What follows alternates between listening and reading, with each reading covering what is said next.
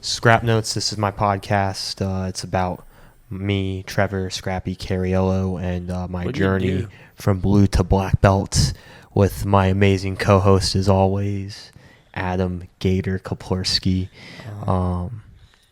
But, it's just now been 2 years of Brazilian Jiu-Jitsu. Again, this isn't a podcast about a black belt's perspective. This is a kid that just found his passion with Brazilian Jiu-Jitsu and is wanting to be a black belt and wanting to take it to its full heights. And so we're just here for the journey. Yeah, basically piggybacking, So it's going to be, I think it's better. It's good for people that, are definitely curious about jiu-jitsu. I always feel like a fucking spokesperson for it because it's basically what's consumed my life, and I'm making a fucking podcast about it. But, it's cool. First podcast, Scrap Notes, episode 1. It is February 8th. We have the John Jones fight, and then I realized it's been 2 years that I've been doing jiu-jitsu now. That's crazy. It is 2 crazy. years? What's that feel like? I don't know, it flew by. I can only imagine how it actually feels for people that have been doing it for like 20 years. Can you imagine the people that get their like purples and brown belts in like 3 or 4 years?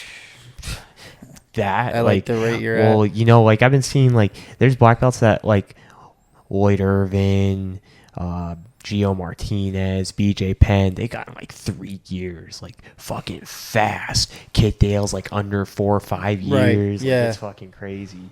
So you got Nicky Rod right now who just got his purple belt, like not even 2 years into doing jiu-jitsu, and he's beating black belts. Like the kid is crazy. So systems, everyone's learning those systems. It's becoming, Yeah, the systems are becoming insane. But yeah, 2 years. Gonna keep going, keep grinding. Got more competitions coming up. Speaking of competitions, you just had your first one. So how was that? Was that cool? That was real cool. It's different. It was exciting. Yeah, they are pretty exciting. It's a lot different than I think what a lot of people think or anticipate. I think your nerves get the best of you. Dude, 100%. And you think like so much more of it than what it is. Mm-hmm. So it's like we're only at like those beginning stages, so I can only actually like imagine how it really is when, again, you're at that brown black belt level, like the black belt level for sure, when everything's right then and there. Not only is your confidence there because your whole game is on point. It has to. But by that time, you imagine how many competitions you've been in. Yeah, no, for real. You had to have like hundreds of matches by then. Mm-hmm. Hundreds.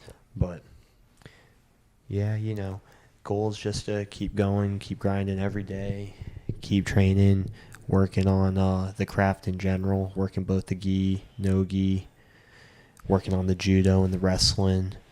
But definitely want to start doing more competitions this year for sure.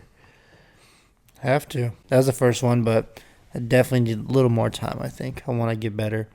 I want to go again at white belt, obviously with a little more fundamental game, knowing more of what I want to achieve in that match, opposed to kind of having my 2-3 things that I use for the whole matches, all of them. Yeah, no, I feel that for sure.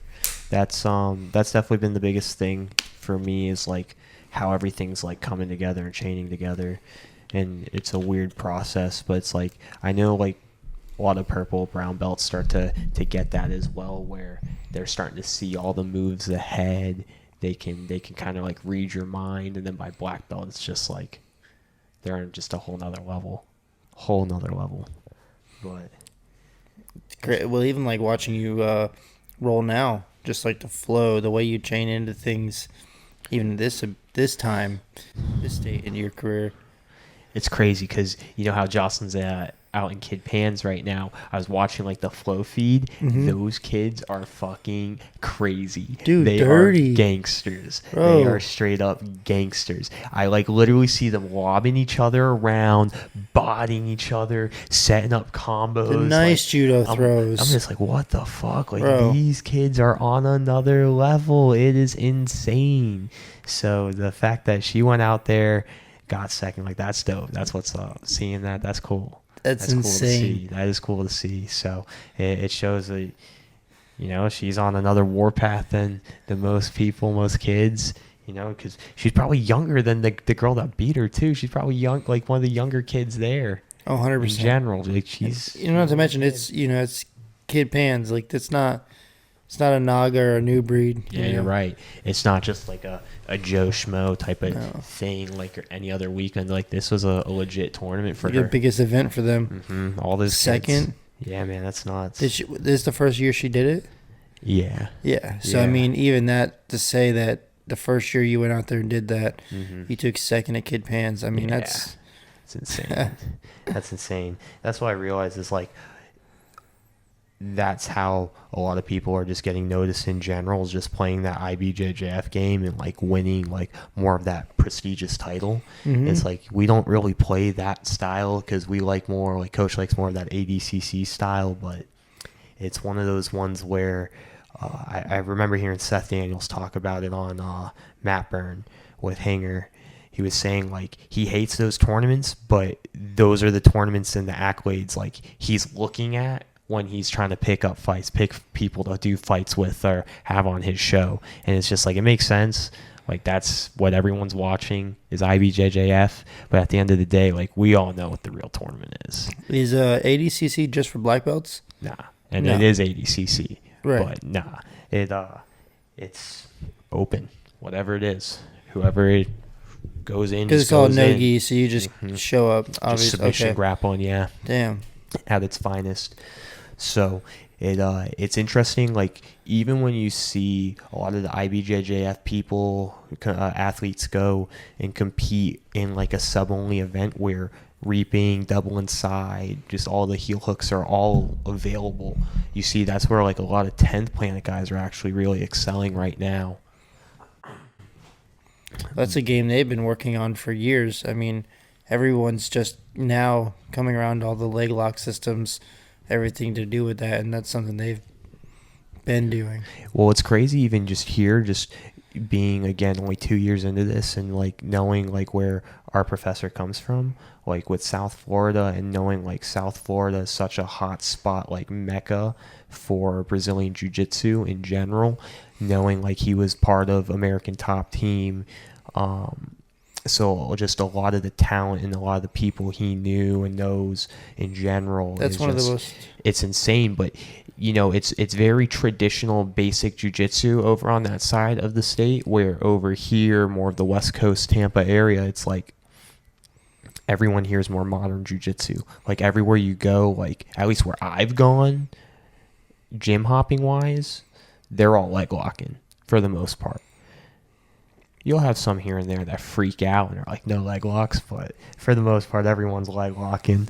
Well, unless they're only competing in IBJJF tournaments and not Nagas, new breeds, grappling events. Like, you would need to teach your kids or your students that. Yeah.